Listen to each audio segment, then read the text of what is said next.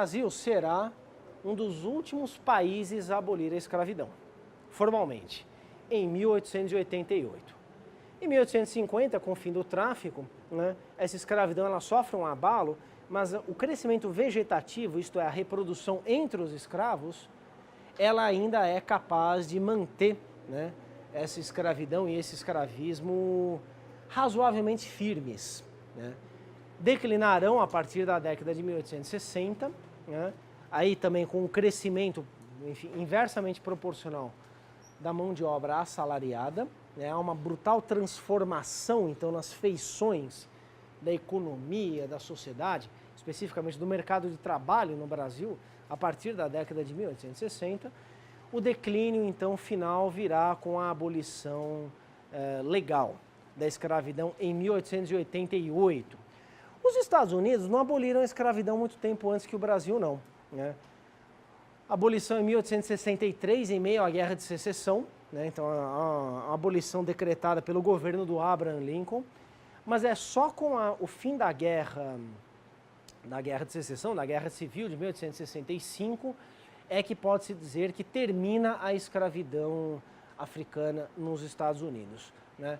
Enfim, 23 anos antes do Brasil. Em 1981, a Mauritânia, né, na África, proibiu formalmente a escravidão, que até então podia ser praticada. Aboliu formal e legalmente. A escravidão é praticada, enfim, em muitas formas, geralmente híbridas nos dias de hoje, mas obviamente são, enfim, exceções. Embora a escala humana de gente envolvida nesse fenômeno de exploração ainda seja muito alto. O que eu quero dizer é que não há, estrito sensu, escravidão como existia no século XVIII. É muito diferente. Existem formas híbridas de escravidão, mas são formas muito distintas dessas às quais estamos nos referindo, porque não há comércio de escravos legalmente instituído, não existem valores escravistas, existem, enfim, a exploração prática do ser humano. Ok, existe então a exploração de tipo escrava, mas nada disso está articulado num sistema sólido como esse que nós observamos aqui na América Portuguesa, no mundo português no século XVIII. Portanto, pessoal, sinto muito, a sedução existe, mas ela é enganosa. O mundo de hoje é o mundo de hoje, o mundo do século XVIII é o mundo do século XVIII. Que fique muito claro isso, né? Não estamos dizendo que as coisas sejam melhores ou piores nos dias de hoje, mas simplesmente que esse tipo de comparação direta é anacrônica, é distorsiva e é tudo o que realmente os exploradores dos pobres trabalhadores querem, né? Que aqueles que deveriam estudar a realidade para então qualificar as formas de intervenção sejam um bando de ignorantes que não entendem a realidade. Ótimo, o mundo continuará a ser do mesmo jeito com esse tipo de comportamento. Mas o século XVIII toca no século XXI. O século XIX toca no século XXI. Né? Afinal, eu não disse aqui para vocês, o Brasil se forma a partir, então, de uma escravidão e de um escravismo lá nas alturas, né? Sim, e o Brasil, enfim, se forma e reproduz essa escravidão e esse escravismo durante algumas décadas, né? Abole a escravidão em 1888, né? Aboliu por completo as decorrências da escravidão? De maneira nenhuma. Embora seja difícil nós diagnosticarmos com precisão, com exatidão, em que fenômenos atuais são tributários dessa longeva experiência escravista do Brasil e das colônias portuguesas da América. Talvez o olhar de fora nos ajude a perceber algumas coisas, né? Tomemos o caso dos Estados Unidos, né? Tomemos o caso dos Estados Unidos. Os Estados Unidos são uma sociedade, enfim, complexa, né? Um quadrante de uma sociedade globalizada, né? E que apresenta, então, algumas características que são repetidas em outros quadrantes dessa sociedade globalizada. Alguém aqui se surpreenderia se nós disséssemos que existe racismo nos Estados Unidos? Obviamente que não, vocês sabem disso, né? É óbvio. Né? Isso nos dá a dimensão, né, qualificando esse racismo, do que significou, por exemplo, a eleição do Obama para presidente dos Estados Unidos. Pois esse negócio foi importante pra caramba. Né? Uma sociedade racista, uma sociedade tão cindida, né? Ela não é inteira, uniformemente racista, de maneira nenhuma. Mas uma sociedade onde nós percebemos tão intensamente discriminação de caráter racial, como a dos Estados Unidos, eleger um presidente negro é, sem dúvida nenhuma, um acontecimento único. Muito bem. Independentemente dos méritos ou da falta de méritos do sujeito como presidente, né? Enfim, isso é uma outra questão. Né? Um presidente muito mais tímido do que aquele que parecia que seria. Não estou discutindo isso, estou discutindo o significado simbólico da eleição do Obama. Atualmente os caras estão aí discutindo aí quem que vão, lançaram, né, os candidatos, né, à presidência. Então o Obama concorre à reeleição e aqueles republicanos completamente lunáticos, né, oficializaram outro candidato lá, o Mitt Romney, né? Vocês deram uma espiada na convenção dos republicanos? Né? Nossa, seria engraçado se não fosse trágico, né? Cada bobagem, cada baboseira que os caras falam e não ficam vermelhos de vergonha, né? E assim, preconceituosos, enfim, ultraconservadores, né? Enfim, os caras acreditam que o homem veio de Adão e Eva e não dos macacos, esse tipo de coisa, né? Enfim, certos bloqueios mentais coletivos bastante assintosos se manifestam numa ocasião como a convenção dos republicanos, né? E eis que, para nossa surpresa, a convenção dos democratas não é lá tão diferente, né? O discurso do Obama era muito parecido com o discurso do outro, né? Deus quis que a América fosse o país mais importante do mundo. Eles falam isso, eles não ficam nem vermelhos. Continuará a ser com a ajuda de Deus, né? Pô, o Obama falou isso. Bom, deixa pra lá. De todo modo, há uma diferença fundamental aí, que são lastros históricos que estão em disputa nessa eleição, assim como estiveram ao longo dessa gestão Obama. A eleição de um presidente negro. Os Estados Unidos, repito, aboliram a escravidão na década de 1860 e até hoje convivem com algumas de suas mazelas. Está aí então o movimento pelos direitos civis, está aí Martin Luther King, esteve aí, parece que não está mais, a Ku Klux Klan, né? Uma organização racista, criminosa, né? E tantas coisas que nós observamos, né, na sociedade norte-americana, que de vez em quando eclodem em termos de conflituosidade. Né? Então, enfim, basta assistir a CNN ou a Fox News, que é, enfim, dos republicanos raivosos, aí você percebe melhor essa coisa do preconceito, do racismo e tudo mais. Sim, de onde vem tudo isso? De um regime que foi abolido na década de 1860. Tudo bem até aqui? Acho que nenhuma novidade nisso. Né? Essa é uma observação mais ou menos óbvia. Né? Claro, muita coisa rolou de lá para cá. Me referi a algumas coisas aqui de passagem. Mas nós temos uma fonte originária de algumas determinações assumidas pela realidade atual daquele país. No nosso caso, a abolição da escravidão veio ainda depois, né? Então, 25 anos depois dessa abolição de 1863. 1888.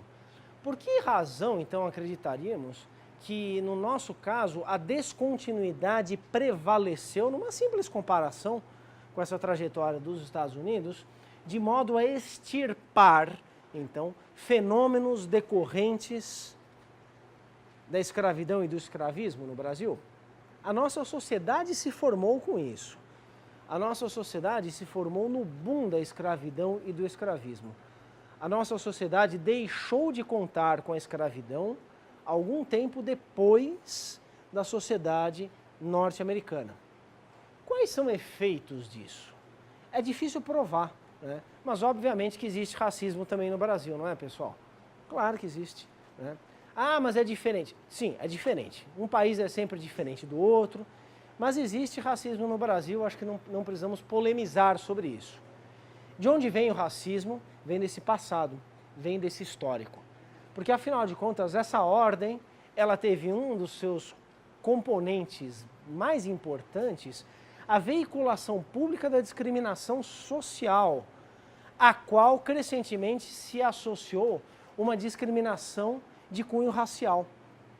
Veja, o que explica a escravidão, lá no seu início, essa escravidão moderna, não é o fato dos africanos terem uma cor de pele diferente dos europeus.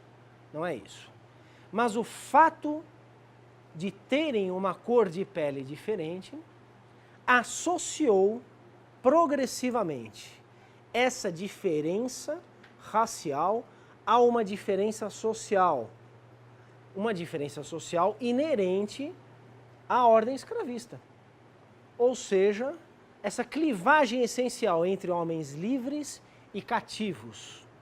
Os cativos têm uma diferença que engendra, então, uma qualificação, na verdade, uma desqualificação, a partir de um critério racial. O racismo surge da escravidão. O racismo não é ponto de partida dessa escravidão da Idade Moderna. No entanto, assim como essa escravidão se enraiza nas sociedades que a praticaram, em algumas muito mais do que em outras, então o caso do Brasil é o caso, enfim, talvez de maior enraizamento em larga escala que nós observamos nesses séculos XVIII e XIX, né, o racismo se perpetua, se transformando, se desenvolvendo, se reproduzindo. Acaba a escravidão, o racismo segue adiante. Pronto. Estamos aí, então, diante de uma herança da escravidão e do escravismo. Esse racismo, né, não é apenas uma questão de valor individual, né, mas se traduz em algumas estatísticas. Vocês sabem que no Brasil, enfim, uma mulher negra tende a ganhar menos do que um homem branco, não é verdade? Uma mulher negra tende a ganhar menos do que um homem negro, né? A clivagem da cor da pele se traduz em diferenças sociais.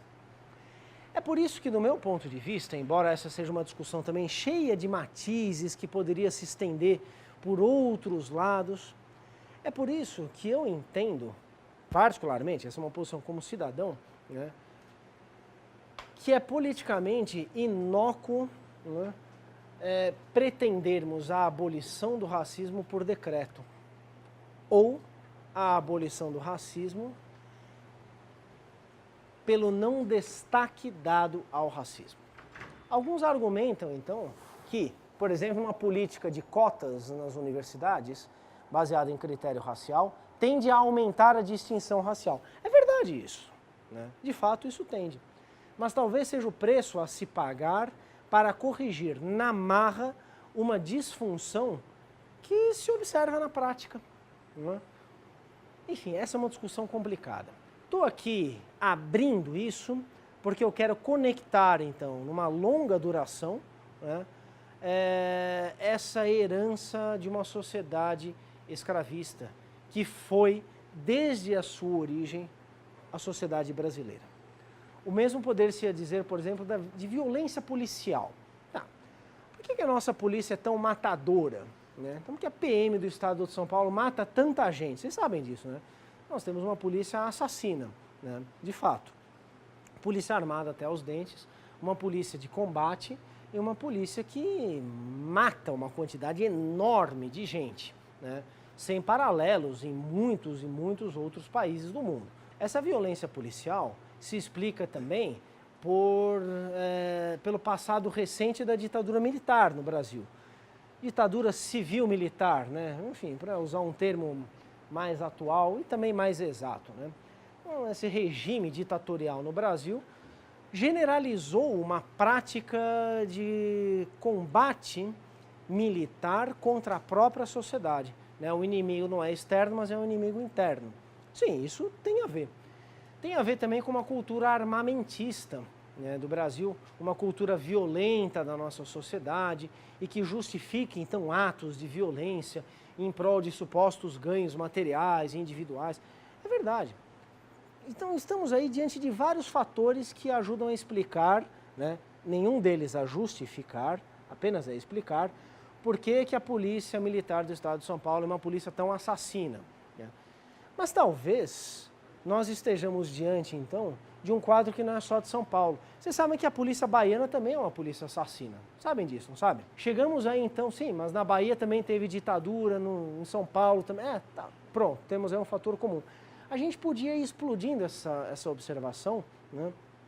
Creio que chegaríamos, né, a uma generalização dessa violência doméstica, essa cultura de uma violência introjetada nas famílias, nos núcleos familiares, nos comportamentos individuais e que tem raízes históricas.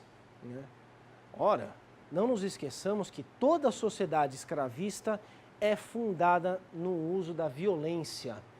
Só que não é a violência necessariamente monopólio do Estado, é a violência no âmbito privado. Isso estrutura uma sociedade escravista como a brasileira do século XIX. Né? Sim, o Estado precisa monopolizar a violência, né, e legitimá-la. Então cria forças armadas, cria forças policiais e tenta controlar isso. Essa é uma característica, enfim, foi muito bem discutida em linhas gerais pelo Max Weber, grande sociólogo do século XX. Sim, uma das características essenciais de um Estado moderno é o uso fruto da violência legitimada e monopolizada. Né? Sim, quem pode fazer guerra é o Estado. Quem pode, então, usar da violência em escala coletiva de modo desejável é o Estado. Quando isso não acontece, o Estado está se enfraquecendo. Então vem aí cartéis mexicanos, vem aí paramilitares colombianos, guerrilha na Colômbia, vem aí o crime armado, então, no Brasil, né, o crime organizado armado. São formas de expropriação da violência exercida no âmbito do Estado. Mas eu estou falando da violência do âmbito privado. Essa é a que caracteriza e estrutura essa sociedade escravista, a do século XVIII, a do século XVII e também a sociedade nacional do século XIX. O sujeito tem o usufruto da violência contra o outro, porque ele precisa controlar o outro, porque o outro está sendo submetido à força, a uma condição negativa, a condição de escravo. Uma ordem escravista, então, não prescinde jamais dessa introjeção de uma cultura do uso da violência. Será que essas coisas não estão conectadas? Ai, mas tanta água rolou de lá para cá, de 1888 para cá. Sim, mas nós temos algum momento significativo na história do Brasil que nos permita caracterizar uma não violência da nossa sociedade, seja no âmbito do Estado, seja no âmbito privado, né? De 1888 até 2012, nós tivemos algum momento de grande tranquilidade, né, em termos do exercício da violência por parte do Estado ou dos agentes privados? Nunca. É isso que eu estou chamando de formação de uma cultura da violência. Né? Vejo aí, então, uma conexão direta com essa sociedade escravista. Bem, pessoal, extrapolamos aqui um pouco esse âmbito do século XVIII, mas isso também é pensar historicamente, ou seja, é avaliar em que medida que características de uma determinada sociedade se encontram em outras sociedades. Como que essas características se mantêm, mas principalmente se modificam ao longo da história. A modificação tem que ser o ponto de partida para a nossa compreensão das manutenções. Nós não estudamos história, ou seja, o passado, para entendermos o presente, porque o passado explica diretamente o presente. O presente se explica também. Né? Se nós entendermos como funciona, então, essa lógica histórica de uma determinada sociedade, não interessa se ela é de 200, de 1000 ou de um ano atrás, entenderemos a sociedade do mesmo jeito. Tudo bem, pessoal? No texto do Marlon,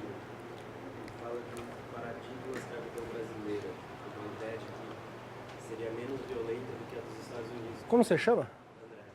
O André pergunta, então, a partir do texto do Manolo Florentino, cuja leitura foi recomendada a vocês, né, sobre esse paradigma na leniência da escravidão brasileira, né, ou da escravidão no Brasil, porque ela não se restringe apenas à escravidão da ordem nacional, né, essa ideia.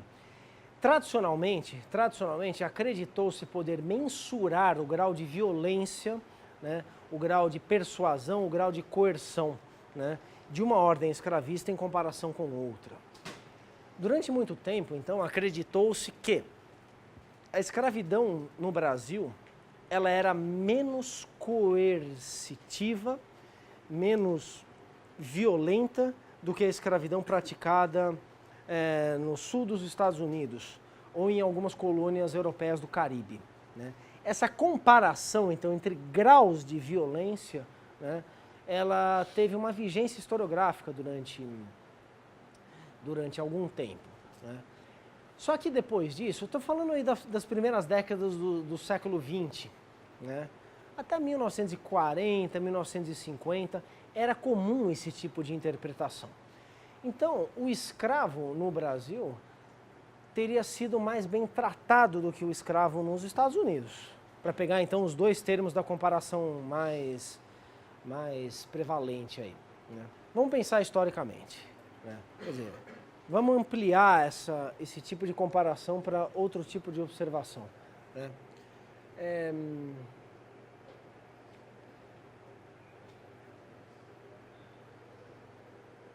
O último regime ditatorial no Brasil, ele foi menos violento do que o último da Argentina? Alguns dados são concretos, hein? Vamos trabalhar com aquele número de 30 mil mortos na Argentina. Isso é muito mais do que no Brasil. Muito mais, né? Sim. Num país com uma dimensão populacional menor. Então tem algo aí que a gente não pode ignorar.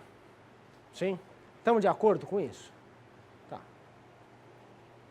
Tem uma diferença aí. O que nós ganhamos, então, caracterizando a ditadura brasileira como menos violenta do que a Argentina? Veja que é uma outra pergunta. O que nós ganhamos com esse tipo de caracterização? Quase nada. Apenas uma comparação. Porque, afinal de contas, o que foi então a ditadura da Argentina com seus 30 mil mortos? Fala-se de mortos e desaparecidos, vamos falar de mortos. Com a ditadura comunista do Khmer Vermelho no Camboja, com seus 2 milhões de mortos. Sim. O que ganharemos então afirmando que a ditadura argentina foi menos violenta do que a ditadura cambodjana? Em última instância, esse tipo de raciocínio busca a única verdadeira violência, tá certo? Todas as outras tornam-se menos relevantes. Sim, menos relevantes em termos exclusivamente da quantidade de gente assassinada, né? Porque o que é mais relevante então para uma família argentina que teve, enfim, que foi destroçada pela ditadura do seu país, né? Qual que é a relevância direta da ditadura do Camboja? Ora, para essa família, a ditadura na Argentina é muito mais relevante. Tá claro? Eu não estou aqui relativizando também todos os pontos de vista, né? Sim, até aí, qual que é a relevância, então, de tudo que a gente fala aqui para um sujeito que absolutamente não quer saber nada de história, né? Não, mas nós defendemos que os fenômenos, eles têm a sua importância a partir das realidades sociais das quais eles emergem. Então, compararmos a escravidão no Brasil com a escravidão nos Estados Unidos, em termos de maior ou menor violência, nos diz muito pouco sobre a violência inerente à escravidão no Brasil e também a violência inerente à escravidão nos Estados Unidos. Caracterizarmos a de lá como uma mais violenta do que a escravidão aqui, não quer dizer nada. Porque depois vem um outro caso lá, essa aqui foi mais violenta. Cada uma tem a sua violência, porque a violência é estrutural. Sim? Ou seja, hoje em dia não trabalhamos mais com esse paradigma da maior ou da menor violência, né? É uma pena que na opinião pública em geral essas comparações, no caso preciso da ditadura, ainda tenham vigência, né? Não explicam nada.